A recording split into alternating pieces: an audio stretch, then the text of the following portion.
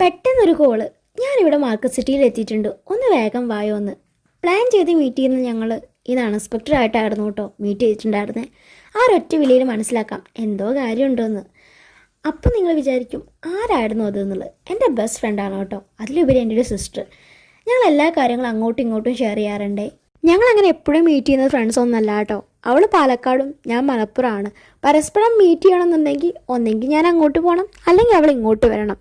എന്തായാലും വന്നു കഴിഞ്ഞാൽ ഒരുപാട് കഥകൾ പറയാനുണ്ടാവും കേട്ടോ. അങ്ങനെ സമയം പോണത് അറിയേ ഉണ്ടാവില്ല.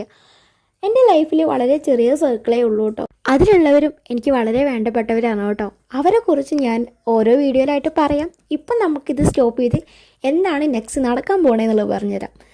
പ്രത്യേകിച്ചൊന്നും മേടിക്കാനൊന്നും പ്ലാൻ ഇല്ലെങ്കിലും എന്തെങ്കിലുമൊക്കെ ഇഷ്ടമാണെങ്കിൽ മേടിക്കാമെന്ന് പറഞ്ഞ് അവൾക്കൊരു ക്രോക്സ് വേണമെന്ന് പറഞ്ഞ് നോക്കി കേട്ടോ. പക്ഷെ അവളുടെ സൈസിൽ ഇല്ലാത്തതുകൊണ്ട് തന്നെ നമ്മൾ അവിടെ നിന്നും പോന്നു. പിന്നെ ഡ്രസ്സിലോട്ടായി കേട്ടോ. അത് നോക്കി ഇത് നോക്കി ഇഷ്ടപ്പെട്ടോ എന്നില്ല കേട്ടോ. എന്നാലും ജസ്റ്റ് ഒന്ന് ട്രയൽ ചെയ്യാമെന്ന് പറഞ്ഞ് അവിടെയും പോയി ട്രയൽ ചെയ്തു. പക്ഷെ ഇഷ്ടപ്പെട്ടോ ഒന്നുമില്ല കേട്ടോ. അവിടെ നിന്നും ബൈ പറഞ്ഞ് പിന്നെ നമ്മൾ പോയിട്ടുണ്ടായിരുന്നത് പ്രസൻറ്റേഷൻ ചേർച്ചിലോട്ടായിരുന്നേ. അവിടെ പോയി മാതാവിൻ്റെ അടുത്തൊരു മെഴുകുതിരിയും കത്തിച്ചു.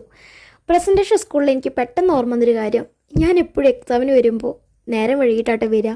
കാരണം അങ്ങാടിപ്പുറത്ത് നിന്ന് അങ്ങോട്ട് പോരുക എന്നുള്ളത് കുറച്ച് ബുദ്ധിമുട്ടുള്ളൊരു കാര്യമാണ്. എപ്പോൾ വന്നാലും അവിടെ ബ്ലോക്ക് ആയിരിക്കും. പിന്നെ ഓടിപ്പിടിച്ച് വേണം എക്സാം സെൻറ്ററിലോട്ട് വരാൻ. അപ്പോൾ അങ്ങനെയൊക്കെയാണ് കാര്യങ്ങൾ. അതിനിടയിൽ ഫുഡ് കഴിച്ച് പറയാൻ മറന്നുപോയി കേട്ടോ. ഒരടിപൊളി ബിരിയാണി കഴിച്ചിട്ടുണ്ടായിരുന്നേ. ന്യൂഡേമേലൊന്ന് കയറി പുറത്തിറങ്ങിയപ്പോഴേക്കും നല്ല മഴയായിരുന്നേ. പിന്നീട് നമുക്കധികം സമയമൊന്നും ഉണ്ടായിരുന്നില്ല. ഇപ്പോൾ പോയാലേ അവളും വേഗം വീട്ടിലെത്തുള്ളൂ, ഞാനും എത്തുള്ളൂ. പിന്നെ നമ്മളൊരു നീണ്ട യാത്രയായിരുന്നു കേട്ടോ. അങ്ങാടിപ്പുറം വഴിയായിരുന്നു, ബ്ലോക്ക് ഉണ്ടായിരുന്നു. അപ്പോൾ അടുത്ത വിശേഷങ്ങൾ അടുത്ത വീഡിയോയിൽ പറയാവേ.